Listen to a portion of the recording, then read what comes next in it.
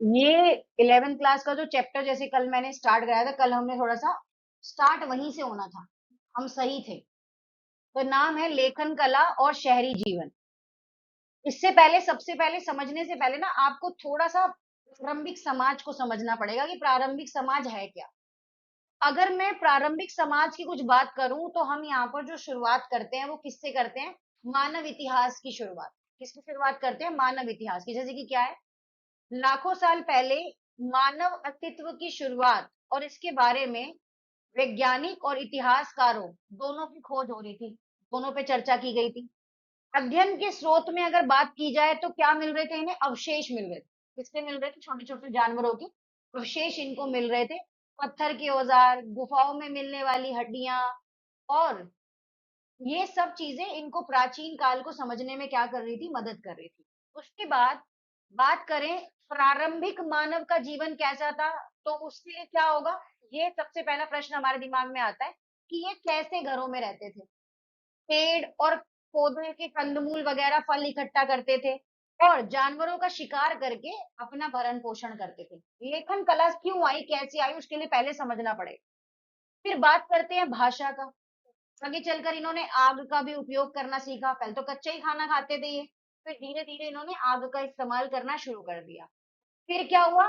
भाषा का विकास किया गया। अपने विचारों को चित्रों के माध्यम से इन्होंने व्यक्त करना स्टार्ट किया। जैसे किसी को अगर कोई चीज अच्छी लगी तो उसने क्या किया? उसकी पिक्चर बना दी। पिक्चर बना दी। जब उसने पिक्चर बनाई तो उसको पता चला कि इस तरीके से भी वो अपनी बात दूसरों के सामने क्या कर सकता है? रख सकता है। उसके बाद अगर बात करें तो शहरी जीवन का विकास, तो यहाँ पर हमने क्या पढ़ा? मेसोपोटामिया के बारे में पढ़ा, जो कि आधुनिक इराक से था। किससे था? आधुनिक इराक से। यहाँ पर आपको शहरों का उल्लेख, मंदिरों के पास बसी बस्तियां, और यहीं से शुरू होता है लेखन कला व शहरी जीवन की शुरुआत। तो सबसे पहले क्या हुआ? पहले तो आपको पता है कि लोग जो थे वो एक जगह रुकते नहीं थे। खाना बदोश वाली जिंदगी थी। यहाँ से उठे वहां चले गए और जहां उनको खाना मिला वहीं पर उन्होंने उसका निवास बना लिया। लेकिन फिर धीरे धीरे क्या हुआ? स्थायी निवास की तरफ ये लोग बढ़ने लगे और इनको लगा कि हमें अब एक लंबे समय तक क्या करना चाहिए? रुकना चाहिए।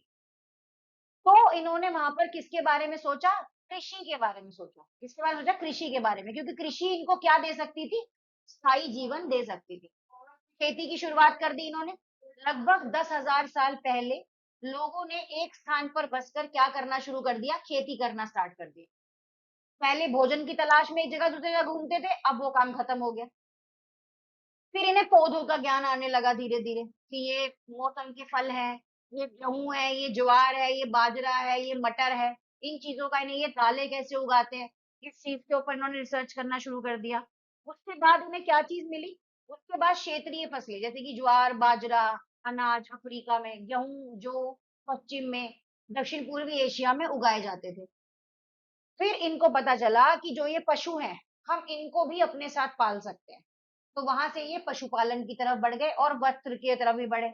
पशुपालन जैसे लोगों ने भेड़, बकरी, सुअर, गधा ऐसे जानवर पालने शुरू करे। और पौधे से मिलने वाले रेशों से ही इन्होंने क्या किया? कपड़ा बुनने की कला को विकसित किया। इसके बाद अगर आपसे बात करें तो क्या चीज आती है? तब आती है यहाँ